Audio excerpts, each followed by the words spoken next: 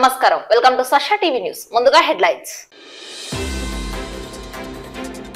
10వ తరగతి మరియు ఇంటర్మీడియట్ పబ్లిక్ అడ్వాన్స్డ్ సప్లిమెంటరీ పరీక్షలను పకడ్బందీగా నిర్వహించాలని సంబంధిత అధికారులను ఆదేశించిన జిల్లా కలెక్టర్ డాక్టర్ శ్రీనివాసులు ఫామ్ 18 లో ఏజెంట్ల వివరాలు ఇవ్వాలని కోరుతూ రాజకీయ పార్టీల ప్రతినిధులతో జిల్లా కలెక్టర్ మరియు జిల్లా ఎన్నికల అధికారి సమావేశం సీజనల్ వ్యాధులు సోకకుండా ప్రజారోగ్య వైద్య శాఖ ఆధ్వర్యంలో పట్టణ ప్రజలకు సూచనలు సలహాలు తెలిపిన ఎంహెచ్ఓ డాక్టర్ అంకిరెడ్డి నంద్యాల ప్రభుత్వ సర్వజన హాస్పిటల్ నందు ఎయిడ్స్ వ్యాధి నియంత్రణను నిర్ధారించే అత్యాధునిక యంత్రం ఏర్పాటు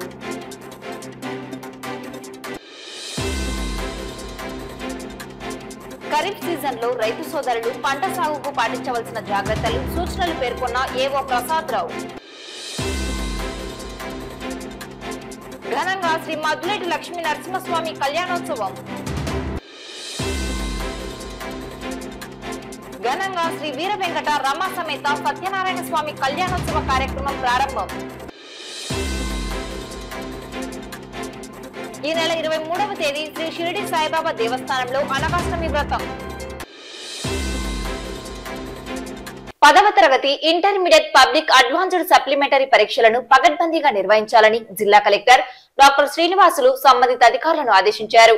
బుధవారం కలెక్టర్ చాంబర్ లో 10వ తరగతి ఇంటర్మీడియట్ పబ్లిక్ అడ్వాన్స్డ్ సప్లిమెంటరీ పరీక్షల నిర్వహణపై సంబంధిత అధికారులతో జిల్లా కలెక్టర్ సమీక్ష నిర్వహించారు. ఈ సందర్భంగా జిల్లా కలెక్టర్ డాక్టర్ శ్రీనివాసులు మాట్లాడుతూ 10వ తరగతి పబ్లిక్ అడ్వాన్స్డ్ సప్లిమెంటరీ పరీక్షలు ఈ నెల 24వ తేదీ నుండి వచ్చే నెల 3వ తేదీ వరకు, ఇంటర్మీడియట్ పబ్లిక్ అడ్వాన్స్డ్ సప్లిమెంటరీ పరీక్షలు ఈ నెల 24వ తేదీ నుండి వచ్చే నెల 1వ తేదీ వరకు నిర్వహిస్తున్న నేపథ్యంలో సంబంధిత పరీక్ష కేంద్రాల వద్ద 144 సెక్షన్ అమలుతో పాటు ఫ్లయింగ్ స్క్వాడ్లకు డ్యూటీలను కేటాయించాలని డిఆర్ఓను ఆదేశించారు.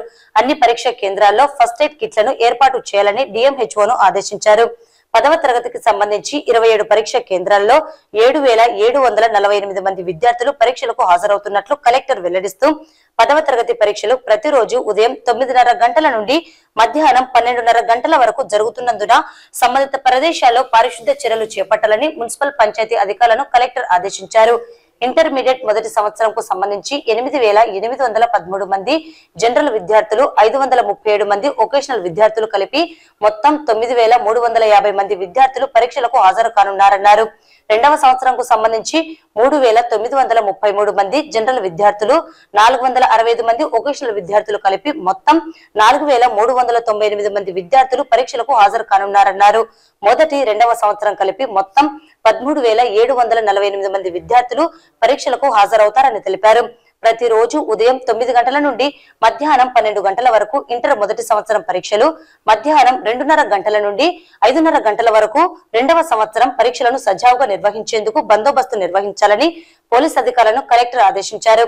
గ్రామీణ ప్రాంతాల నుండి పరీక్ష కేంద్రాలకు వచ్చేందుకు ఆర్టీసీ బస్సులు ఏర్పాటు చేయాలని, పరీక్ష కేంద్రాల్లో నిరంతరం విద్యుత్ సరఫరా చేయాలని ఆదేశించారు. పరీక్ష కేంద్రాల వద్ద 144 సెక్షన్ అమలు చేయాలని, జిరాక్స్ మిషన్లను మూసివేయించాలని సంబంధిత అధికారులను కలెక్టర్ ఆదేశించారు. ఈ సమావేశంలో DRO Padmaja, municipal commissioner Niranjan Reddy, DVEO Sunitha, DEO Sudhakar Reddy, DMHO doctor Venkataramana, APSRTC, APSP DCL, కార్మిక శాఖ జిల్లా examination committee member Shankar Nayak తదితరులు పాల్గొన్నారు. పార్లమెంట్, అసెంబ్లీ ఎన్నికల ఓట్ల లెక్కింపుకు సంబంధించి ఏర్పాట్లు చేస్తున్నట్లు జిల్లా ఎన్నికల అధికారి కలెక్టర్ డాక్టర్ శ్రీనివాసులు రాజకీయ పార్టీ ప్రతినిధులతో అన్నారు. బుధవారం కలెక్టర్ చాంబర్ లో ఓట్ల లెక్కింపు ప్రక్రియపై రాజకీయ పార్టీల ప్రతినిధులతో సమావేశం నిర్వహించారు. ఈ సందర్భంగా జిల్లా ఎన్నికల అధికారి కలెక్టర్ డాక్టర్ శ్రీనివాసులు మాట్లాడుతూ పార్లమెంట్, అసెంబ్లీ ఎన్నికల ఓట్ల లెక్కింపుకు సంబంధించి అన్ని ఏర్పాట్లు చేస్తున్నట్లు వెల్లడించారు. వచ్చే నెల 4వ తేదీ తొలుత పోస్టల్ బ్యాలెట్ లెక్కింపు ప్రారంభమైన అరగంట అనంతరం ఈవీఎంల కౌంటింగ్ ప్రక్రియ మొదలవుతుందని కలెక్టర్ తెలిపారు. ప్రతి కౌంటింగ్ కేంద్రంలో 14 టేబుళ్లు ఉంటాయన్నారు. పోస్టల్ బ్యాలెట్ లెక్కింపులోనే భాగంగా 3 టేబుళ్లను సర్వీస్ ఓటర్లకు ప్రత్యేకంగా కేటాయిస్తున్నట్లు కలెక్టర్ తెలిపారు. రాజకీయ పార్టీల ఏజెంట్ల పాసుల జారీకి సంబంధించి ఈ నెల 27వ తేదీలోగా కౌంటింగ్ ఏజెంట్ల వివరాలను ఫామ్ 18 ఇవ్వాలని కలెక్టర్ రాజకీయ పార్టీల ప్రతినిధులను సూచించారు. ఒక్కొక్క పోస్టల్ బ్యాలెట్ లెక్కింపు టేబుల్ వద్ద ఒక సహాయ రిటర్నింగ్ అధికారిని ఏర్పాటు చేస్తున్నట్లు కలెక్టర్ తెలిపారు. పోటీ చేస్తున్న అభ్యర్థులు, కౌంటింగ్ ఏజెంట్లు మొబైల్ ఫోన్లను కౌంటింగ్ కేంద్రాల్లోకి అనుమతించమన్నారు. జూన్ 1వ తేదీ నుండి 10వ తేదీ వరకు 144 సెక్షన్ అమలులో ఉంటుందని, నలుగురుకు మించి వ్యక్తులు ఎవరు గుమికూడి ఉండరాదని కలెక్టర్ స్పష్టం చేశారు. ఎలాంటి ర్యాలీలు, సభలు, సమావేశాలు నిర్వహించరాదని కలెక్టర్ తెలిపారు. బాణాసంచా సామాగ్రిని విక్రయాల నిమిత్తం సంబంధిత తహసీల్దార్ నుండి ముందుగానే అనుమతులు పొంది ఉండాలని కలెక్టర్ వెల్లడించారు. ఈ సమావేశంలో డిఆర్ఓ పద్మజ, అన్ని రాజకీయ పార్టీల ప్రతినిధులు పాల్గొన్నారు. వేసవి నుండి వర్షాకాల పరిస్థితుల మార్పు వల్ల సీజనల్ వ్యాధులు సోకే అవకాశం ఉందని ప్రజలు ముందస్తు జాగ్రత్తలు పాటించాలని నంద్యాల ప్రజా ఆరోగ్య వైద్య శాఖ అధికారి డాక్టర్ అంకిరెడ్డి సూచనలు, సలహాలు తెలియజేశారు. వాతావరణ మార్పుల దృష్ట్యా సీజనల్ వ్యాధులు ప్రబలకుండా ముందస్తు జాగ్రత్తలను పాటించాలని తెలిపారు. త్రాగునీటిని వడకట్టి, కాచి, చల్లార్చిన నీటిని త్రాగాలని, ఇంటి పరిసరాలలో నీటి నిల్వలు లేకుండా చూసుకోవాలని, మలేరియా, డెంగ్యూ దోమలు వ్యాప్తి చెందకుండా పరిసరాలను పరిశుభ్రంగా ఉంచుకోవాలని సూచించారు. దోమతెరలు, మస్కిటో రిఫ్లెంట్స్ వాడాలని సూచనలు తెలియజేశారు. నుంచి వాతావరణం చల్లబడము, గాలి మార్పు ఇట్లా ఉండడం వల్ల కూడా చిన్నపిల్లలకు దగ్గు, జలుబు కానీ, వాతావరణం వైరల్ ఫీవర్లు ఇట్లాంటివి, అలాగే మనకు ఏదైతే దోమలు కూడా వ్యాప్తి చెందడానికి ఆస్కారం ఉంది. కాబట్టి ఎందుకంటే మనకు కాలువల్లో నీళ్లు పారకుండా ఉండడం, ఏదైనా వర్షపు నీరు నిల్వ ఉండి, అలాగే ఖాళీ ప్లేసుల్లో వర్షపు నీరు గుంతలలో దానిలో నిల్వ ఉండి అక్కడ దోమలు పెరగడం జరుగుతుంది. కాబట్టి ఈ సీజన్లో వచ్చేసి మనకు దోమల నుంచి కూడా మలేరియా, డెంగీ ఇట్లాంటి వ్యాధులు కూడా రావడానికి కారణం ఉంటుంది. అలాగే మనకు వాటర్ నుంచి కూడా టైఫాయిడ్ కానీ, లేదంటే వాంతులు, విరేచనాలు, ఇట్లా వాటర్ కంటామినేషన్ నుంచి కూడా మనకు వ్యాధులు వచ్చేది సూచనలు ఉంటాయి. కాబట్టి ప్రతి ఒక్కరూ, పట్టణ ప్రజలు ముఖ్యంగా త్రాగునీరు ఏదైతే మనకు మున్సిపాలిటీ వాటర్ అనేది సప్లై చేస్తారో ఆ నీళ్లు బుడబోచి, కాచి, చల్లార్చిన తర్వాతనే వాటర్ తీసుకోవాలి. ఎందుకంటే ఆల్రెడీ మనకు ఎక్కడి నుంచి చిన్న చెరువు నుంచి నీళ్ళు వస్తాయో ఆ వచ్చిన నీళ్ళని ఫిల్టర్ బెడ్ల నుంచి ఫిల్టర్ అయ్యి తర్వాత మళ్ళీ మనకు ట్యాంకీల్లోకి పంపించే ముందరనే క్లోరినేషన్, ఇవన్నీ దాని మోతాదు ప్రకారం క్లోరినేషన్, గ్యాస్ ఇవన్నీ దాంట్లో వాటర్లో పంప్ చేసి మనకు స్వచ్ఛమైన నీరు అందివ్వడం జరుగుతుంది. అయినా కూడా ఇంకా ఎక్కడన్నా పైపుల్లో ఆడ ఈడ ఏదైనా ఉన్నా కూడా కంటామినేషన్ ఉంటుంది. కాబట్టి మనం ప్రతి ఒక్కరూ ఖచ్చితంగా కాచి, ఉడబోచి, కాచి చల్లార్చిన నీటిని తాగాలి. అలాగే ఈ దోమలు వ్యాప్తి చెందకుండా మన ఇంటి పరిసరాలు కూడా పిచ్చి మొక్కలు కానీ, మన ఇంటి ముందర కానీ, లేదంటే కాంపౌండ్లో కానీ అట్లా పిచ్చి మొక్కలు ఇట్లాంటివి ఉంటే కూడా ఆ పిచ్చి మొక్కలను తొలగించుకొని మన ఇంటి ముందర ఉండే ఏదైనా ఇట్లా రోళ్ళు కానీ, లేదంటే ఈ పాత కూలర్లు, లేదంటే టెంకాయలు, ఇట్లా మనం తాగి పారేసిన టెంకాయలు ఇట్లాంటివి, దానిలో నీరు కూడా వర్షం అనేప్పుడు దాంట్లో వర్షం నీరు చేరి ఆ స్వచ్ఛమైన నీటిలోనే ఈ డెంగీకి సంబంధించిన దోమ ఉత్పత్తి చెందుతుంది. కాబట్టి అట్లాంటి నీళ్లు నిల్వ ఉండకుండా మనం పరిసరాలు కూడా పరిశుభ్రంగా ఉంచుకోవాలి. అలాగే దోమలు అనేది మనకు కుట్టకుండా ఈ దోమతెరలు వాడడము, అలాగే మస్కిటో పిల్లెట్స్ కానీ, ఇట్లాంటివి మస్కిటో కాయిల్స్ కానీ ఇట్లాంటివి వాడుతూ ఈ యొక్క సీజన్లో వచ్చే వ్యాధులు, ముఖ్యంగా ఈ దోమల నుంచి, నీటి ద్వారా సంక్రమించే వ్యాధుల నుంచి ఈ సూచనలన్నీ తీసుకుంటూ కాపాడుకోగలరని కోరుకుంటున్నాను. నంద్యాల ప్రభుత్వ సర్వజన హాస్పిటల్ నందు ఏఆర్టీ సెంటర్ ఏర్పాటు చేసి 12 సంవత్సరాలైనది. ఇప్పుడు ఎయిడ్స్ వ్యాధిగ్రస్తులకు వ్యాధి తీవ్రతను నిర్ధారించే అత్యాధునిక, అత్యంత ఖరీదైన CD4 కౌంట్ యంత్రం ప్రప్రథమంగా ఏర్పాటు చేయడం జరిగింది. ఈ CD4 కౌంట్ యంత్రాన్ని జిల్లా వైద్య మరియు ఆరోగ్య శాఖ అధికారి డాక్టర్ వెంకటరమణ మరియు సర్వజన ఆసుపత్రి సూపరింటెండెంట్ డాక్టర్ వరప్రసాద్ రావు ప్రారంభించడం జరిగినది. ఈ కార్యక్రమానికి సర్వజన ఆసుపత్రి వైద్యులు మరియు సిబ్బంది, ఏఆర్టీ సెంటర్ వైద్యులు మరియు సిబ్బంది పాల్గొనడం జరిగింది. ఇది వరకు ఈ అత్యాధునిక, అత్యంత ఖరీదైన పరీక్షలు చేయుటకు కర్నూలు సర్వజన ఆసుపత్రికి శాంపిల్స్ పంపడం జరిగేది. ఇప్పుడు నంద్యాల జిల్లాలో ఈ సేవలు అందుబాటులోకి వచ్చాయని జిల్లా లెప్రసీ, ఎయిడ్స్ మరియు టీబీ అధికారి డాక్టర్ శారదాబాయి తెలియజేశారు. ఖరీఫ్ లో పంటలు వేసేందుకు సిద్ధమవుతున్న రైతు సోదరులు పొలాలలో లోతైన దుక్కులు దున్నడం వల్ల భూమి సారవంతం అవుతుందని నంద్యాల మండల వ్యవసాయ అధికారి ప్రసాద్ రావు సూచించారు. ఖరీఫ్ లో పంట సాగుపై వారు రైతులకు పలు సూచనలు, సలహాలు ఇచ్చారు. ఖరీఫ్ సీజన్ ప్రారంభమైన సందర్భంగా రైతులు లోతైన దుక్కులు దున్నాలని, తద్వారా నేల సారవంతంగా అవ్వడమే కాకుండా భూమి లోపల పొరల్లో ఉన్న పురుగులు, బ్యాక్టీరియా బయటకు వచ్చి అవి ఎండవేడికి నాశనం అవుతాయని తెలిపారు. దీంతో పంట దిగుబడి పెరిగి సకాలంలో పంటలు చేతికి వస్తాయన్నారు. మట్టి ఉష్ణోగ్రత పెరుగుతుందని భూమి వదులుగా అవుతుంది. వర్షపు నీరు భూమిలోకి ఇంకుతుంది. మొక్కకు నీరు అంది బలంగా అది తయారవుతుందన్నారు. అధిక వర్షాలు కురిసినా భూమి కోతకు గురి కాదన్నారు. అలాగే వరి సాగు చేసే రైతులు 40 రోజులకు ముందుగా పచ్చిరొట్టె ఎరువులను సాగు చేయాలని సూచించారు. వరిలో జీలుగ సాగుకు ప్రభుత్వం 50% సబ్సిడీపై అందజేయడం జరుగుతుందని రైతు సమీప ఆర్బీకేలలో కొనుగోలు చేసుకోవచ్చన్నారు.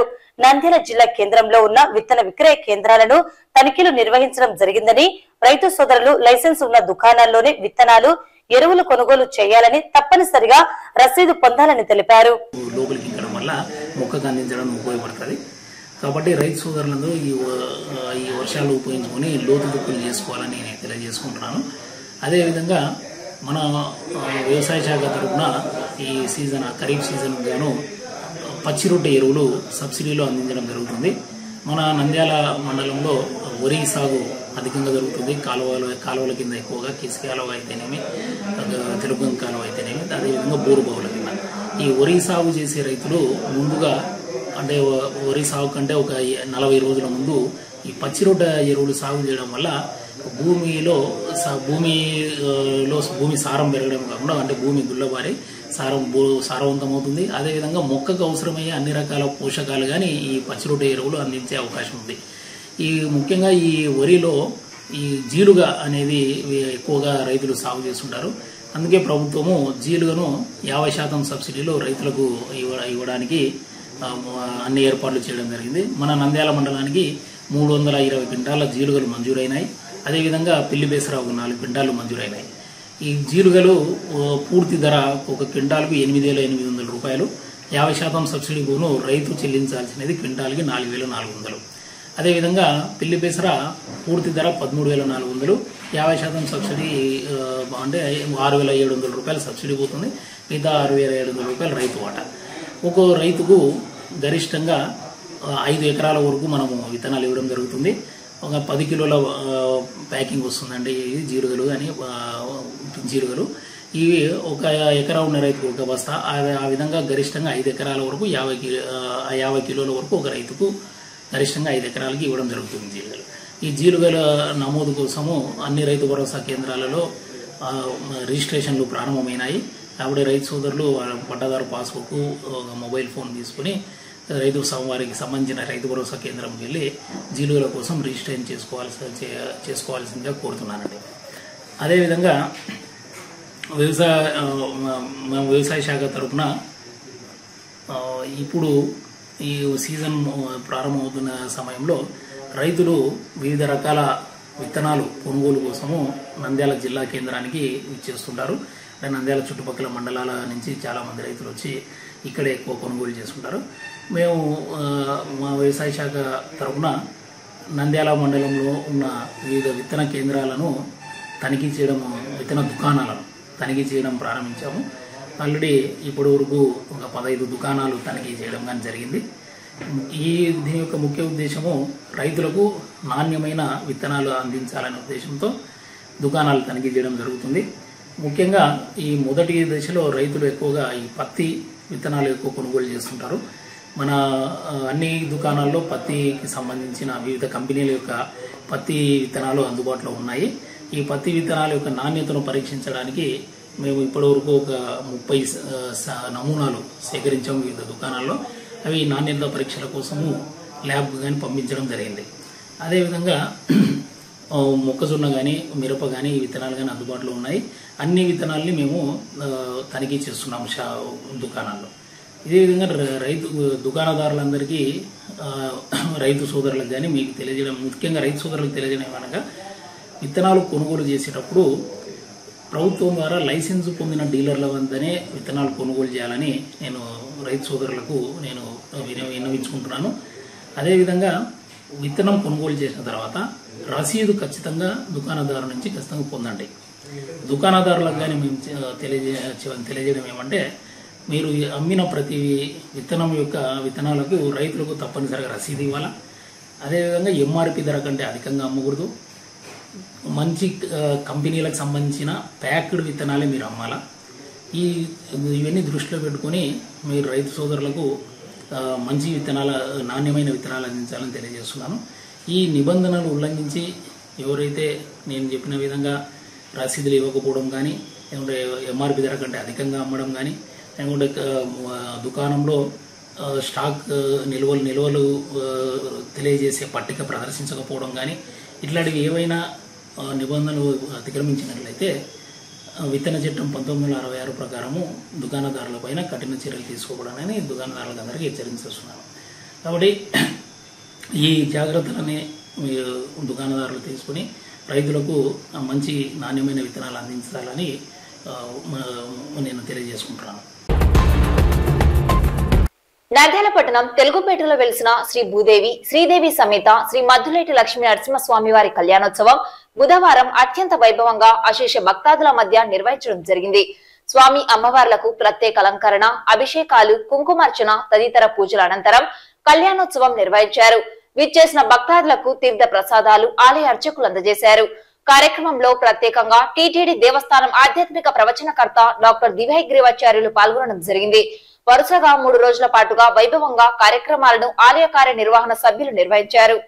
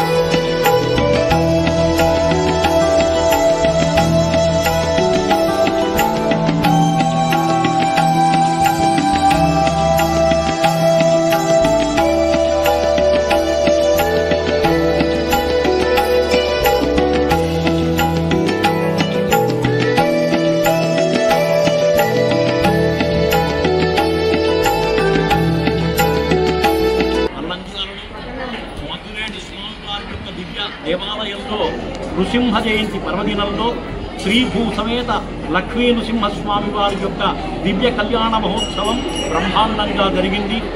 ఈ కళ్యాణము చేత నంద్యాల చుట్టుపక్కల ప్రజలందరికీ కూడా పాడి పంటలతో గ్రామములంతా కూడా సస్యాభివృద్ధితో బాగా ఉండి ప్రజల యొక్క దివ్యక్షేమం కోసమే కళ్యాణాలు చేయాలి. కాబట్టి అటువంటి నృసింహ కళ్యాణం చాలా శుభప్రదం, శత్రు సంహారం, అదేవిధంగా సంపద్వృద్ధికరం, రుణబాధలన్నీ తీరతాయి. కాబట్టి ఇటువంటి కళ్యాణ మహోత్సవం చేత నంద్యాల ప్రజలంతా కూడా సుఖ సంతోషములతో సౌభాగ్యములతో ఆడవాళ్లు మాంగళ్యాభివృద్ధితో మగవాళ్లు సంతృప్తితో జీవిస్తారు అనేటువంటి భావన. కాబట్టి అటువంటి దివ్య కళ్యాణ మహోత్సవాన్ని తిలకించడం మన యొక్క పూర్వజన్మ సుకృతంగా భావించి ఆ నరసింహస్వామికి మన యొక్క దివ్యానుగ్రహాన్ని, ఆ స్వామి యొక్క అనుగ్రహాన్ని మనందరం కూడా అందుకుందాం. గోవిందా గోవిందా.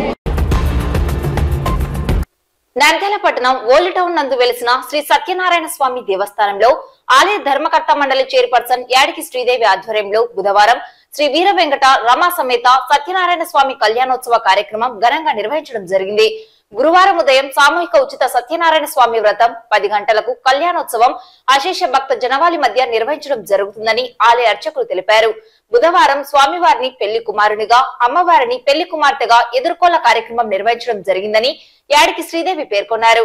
ఈ కళ్యాణోత్సవానికి భక్తాదులు హాజరై స్వామి అమ్మవారి కృపకు పాత్రులు కావాలని కోరారు.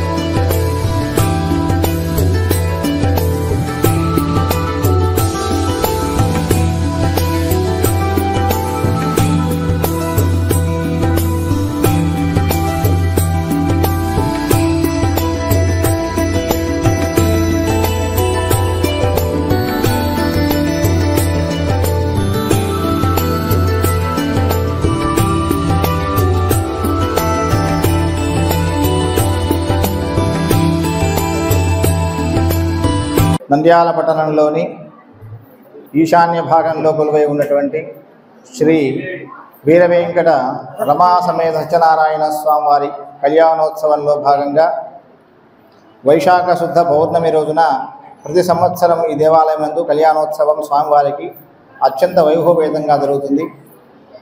ఈనాడు చతుర్దశి, ఈనాడు స్వామివారి యొక్క కళ్యాణోత్సవానికి సంబంధించిన కార్యక్రమాలన్నీ కూడా ప్రారంభమయ్యాయి. ఈ కారణంగా రేపు ఉదయకాలము ఉదయం 6 గంటల ప్రాంతం నుంచి సామూహిక ఉచిత సత్యనారాయణ స్వామి వ్రతము జరపబడతాయి. తదనంతరం 10 గంటలకు స్వామివారికి కళ్యాణోత్సవ కార్యక్రమం జరుగుతుంది. ఈ కార్యక్రమంలో అశేష భక్తజనాలను కూడా పాల్గొని శ్రీ రమాసమి సత్యనారాయణ స్వామివారి యొక్క దివ్య ఆశీస్సులందరూ కూడా పొంది సకుటుంబ సపరివార సమేతంగా ఈ దేవాలయం విచ్చేసి స్వామివారిని దర్శించి తీర్థప్రసాదం స్వీకరించి ఆ దేవదేవుని యొక్క అనుగ్రహానికి అందరూ కూడా పాత్రలు కావాలని చెప్పి కోరుకుంటూ ఈ కళ్యాణోత్సవం శుభ పరిమాణం. ఎందుకంటే వైశాఖ మాసంలో వచ్చేటువంటి రోహిణి కార్తీక ముందుకు వచ్చేటువంటి ఈ కళ్యాణోత్సవం ఆ అన్నవరం శ్రీ వీరవేంకట సత్యనారాయణ స్వామి వారు స్వయంభూతుడై ఇక్కడికి వచ్చి కూర్చొని మనమందరి చేత కళ్యాణోత్సవాలు జరిపించుకొని మన కుటుంబాలు ఆచంద్రారకము కూడా సుఖము సంతోషంతో విరాజమానంగా వెలగాల సంకల్పంతో ఈ స్వామివారి ఆశీస్సులు అందరూ కూడా పొందాలని చెప్పి పదే పదే విజ్ఞప్తి చేస్తున్నాం. నంద్యాల పుర ప్రజలందరూ కూడా పాల్గొని స్వామివారి ఆశీస్సులు పొందాలని పదే పదే విజ్ఞప్తి చేస్తున్నాం. మేత సత్యనారాయణ స్వామి గుడిలో స్వామి కళ్యాణ మహోత్సవ కార్యక్రమం రానే వచ్చింది. కార్యక్రమం అనగా రేపు గురువారం రోజు ఈ కార్యక్రమం ఉంటుంది. మరి ప్రతి ఒక్కరు ఈ కార్యక్రమంలో పాల్గొని జయప్రదం చేయవలసిందిగా కోరుచున్నాము. ఈరోజు స్వామిని పెళ్లి కుమారుడిగా, అమ్మవారిని పెళ్లి కుమార్తెగా చేసి ఎదుర్కోళ్ల కార్యక్రమం నిర్వహించడం జరుగుతున్నది. మరి ఈ కార్యక్రమంలో అందరూ పాల్గొని కార్యక్రమాన్ని జయప్రదం చేస్తున్నందుకు చాలా సంతోషం వేస్తూ ఉంది. మరి ఇది పురాతనంలో ఉన్నది, దాన్ని మళ్ళీ ఇప్పుడు వెలుగులోకి తీయడం జరుగుతూ ఉన్నది. మరి రేపు రిలే కార్యక్రమం కూడా ఉంది. మరి పెద్దవాళ్ళు ఎవరైనా ఉంటే ఆ రిలేలో టీవీ ముందర కూర్చొని స్వామి కళ్యాణాన్ని తిలకించవలసిందిగా కోరుచున్నాము. నంద్యాల పట్టణం శ్రీ జంబుల పరమేశ్వరి దేవస్థానం ఎదురుగా వెలిసిన శ్రీ షిరిడి సాయిబాబా దేవస్థానంలో ఈ నెల 23వ తేదీ అనగాష్టమి వ్రతం నిర్వహించడం జరుగుతుందని ఆలయ నిర్వాహకులు ఎల్లాస్వామి తెలిపారు. భక్తాదులు పాల్గొని బాబా కృపకు పాత్రలు కావాలని కోరారు.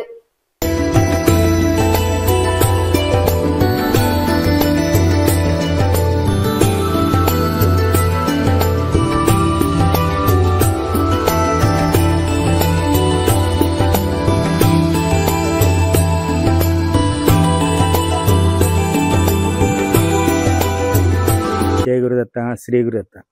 నంద్యాల భక్త వాళ్ళందరికీ కూడా శ్రీ సాయినాథుని యొక్క దివ్యాశీస్సులు ఉండని. ఈరోజు మేము వచ్చినప్పుడు కూడా మాకెంత ఒళ్ళంతా ఆనందంతో ఉప్పొంగిపోయింది స్వామిని చూడగానే. ఈ స్థలం మహత్యం, ఇది భూమిలో అపారమైన దైవశక్తులు ఉన్నాయి. ఎంత మనశ్శాంతిగా ఉందో చెప్పలేము. రేపు జరగబోయే వ్రతం మైసూరు దత్తపీఠాధిపతి శ్రీ శ్రీ శ్రీ గణపతి సచ్చిదానంద స్వామి వారి యొక్క దివ్యాశీస్సులతో సాయినాథ ఆశీస్సులు జరిగే ఈ వ్రతం అనఘా వ్రతం.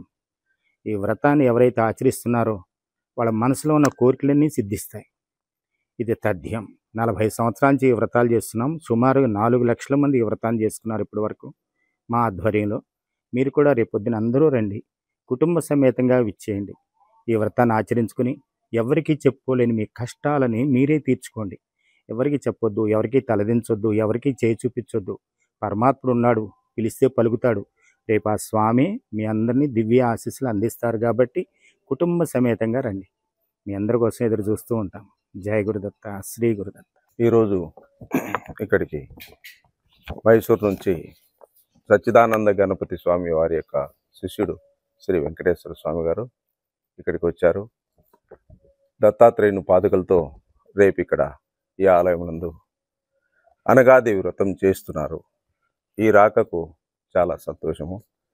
భగవంతుడు ఊహించని రీతిలో సాయినాథుడు ఇక్కడికి వీరు తేవడం చాలా గొప్ప విశేషము. అంటే ఒకప్పుడు 10 నెలల క్రితము ఇక్కడే జరగాల్సింది జరగకపోవడం వల్ల, కానీ ఆగకూడదనే ఉద్దేశంతో బ్రాహ్మణు చేత ఇక్కడ అనగాదేవి వ్రతం జరిపించాము. బాగా ఆనందంగా జరిగింది. ఈరోజు అనగాదేవితే దేవి గారే ఇక్కడ స్వామిగారితో చేయించాలనే ఉద్దేశంతో ఊహించని రీతిలో 3 రోజుల కిందటనే చెప్పడం జరిగింది. వారు వచ్చారు, సంతోషము. రేపు ఇక్కడ కార్యక్రమం దిగ్విజయము భక్తాదులంతా చేయాలని, ఆనందంగా నడిపించాలని ఆ సాయినాథుని ప్రార్థిస్తూ ఈ గురుగారికి పాదాభివందనములు. వార్తలు ముగించే ముందు ముఖ్యాంశాలు మరోసారి. 10వ తరగతి మరియు ఇంటర్మీడియట్ పబ్లిక్ అడ్వాన్స్డ్ సప్లిమెంటరీ పరీక్షలను పకడ్బందీగా నిర్వహించాలని సంబంధిత అధికారులను ఆదేశించిన జిల్లా కలెక్టర్ డాక్టర్ శ్రీనివాసులు. ఫామ్ 18 లో ఏజెంట్ల వివరాలు ఇవ్వాలని కోరుతూ రాజకీయ పార్టీల ప్రతినిధులతో జిల్లా కలెక్టర్ మరియు జిల్లా ఎన్నికల అధికారి సమావేశం. సీజనల్ వ్యాధులు సోకకుండా ప్రజారోగ్య వైద్య శాఖ ఆధ్వర్యంలో పట్టణ ప్రజలకు సూచనలు, సలహాలు తెలిపిన ఎంహెచ్ఓ డాక్టర్ అంకిరెడ్డి. నంద్యాల ప్రభుత్వ సర్వజన హాస్పిటల్ నందు ఎయిడ్స్ వ్యాధి నియంత్రణను నిర్ధారించే అత్యాధునిక యంత్రం ఏర్పాటు.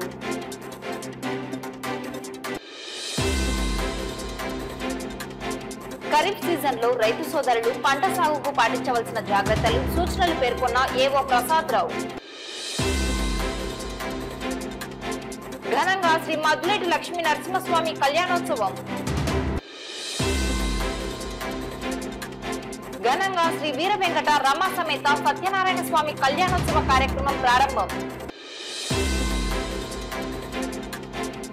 ఈ నెల 23వ తేదీ శ్రీ షిరిడి సాయిబాబా దేవస్థానంలో అనగాష్టమి వ్రతం.